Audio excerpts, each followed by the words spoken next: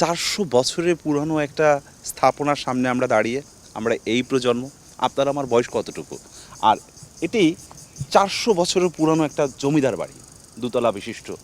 এক হিন্দু সম্ভ্রান্ত পরিবারের জমিদাররা এটা তৈরি করেছিলেন।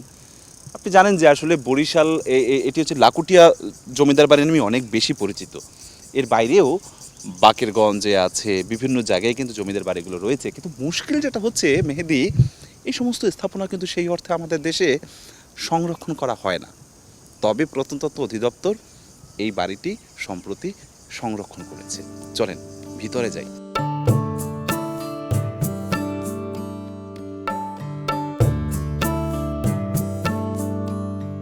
ষোড়শ শতাব্দীর দিকে লাকুটিয়া গ্রামে জমিদার বংশের প্রতিষ্ঠা করেন রূপচন্দ্র রায়। ইতিহাসবিদদের মতে জমিদার রূপচন্দ্র রায়ের নাতি রাজচন্দ্র রায় সপ্তদশ শতাব্দীর মাঝামাঝি সময়ে 9 কক্ষ বিশিষ্ট দ্বিতল এই ভবনটি নির্মাণ করেন। 19 শতকে এই জমিদার বাড়িটি সাংস্কৃতিক কর্মকাণ্ডের জন্য বেশ পরিচিতি পায়।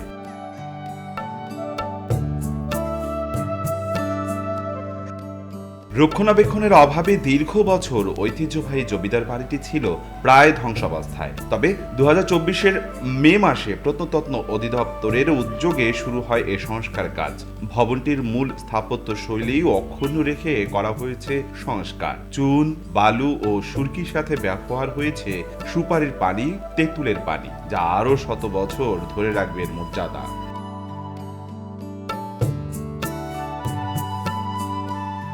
জমিদার বাড়ির মূল ভবন ছাড়াও প্রবেশ পথে রয়েছে কয়েকটি মঠ, যা পর্যটকদের আকর্ষণের কেন্দ্রবিন্দু। তবে বাড়িটি সংস্কারের মধ্য দিয়ে এর পুরানো ইতিহাস, ঐতিহ্য বহমান থাকবে। সংস্কারের মধ্য দিয়ে ঐতিহ্য স্থাপনা সমৃদ্ধ থাকুক এবং এই এলাকাটি যেমন শস্য দিয়ে ভরপুর তেমনি পর্যটক দিয়ে ভরপুর থাকুক। বরিশালে আসছিলাম ঘুরতে এসে দেখি বিভিন্ন প্রসিদ্ধ জায়গার মধ্যে এটা একটা।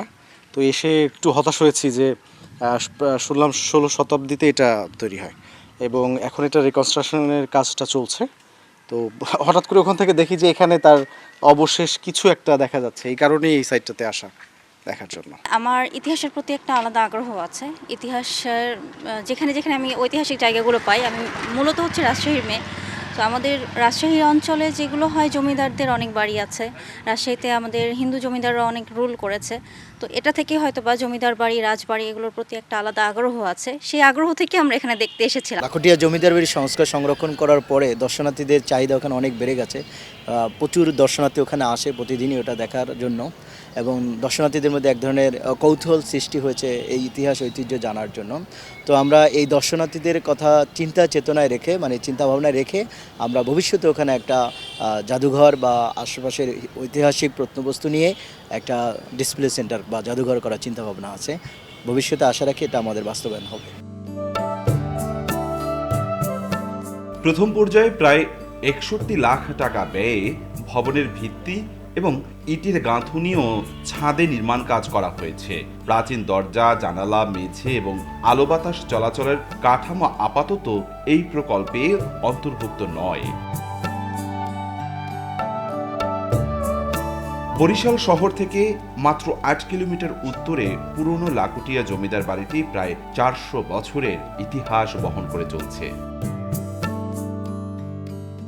অপূর্ব অপু, সময় সংবাদ, বরিশাল।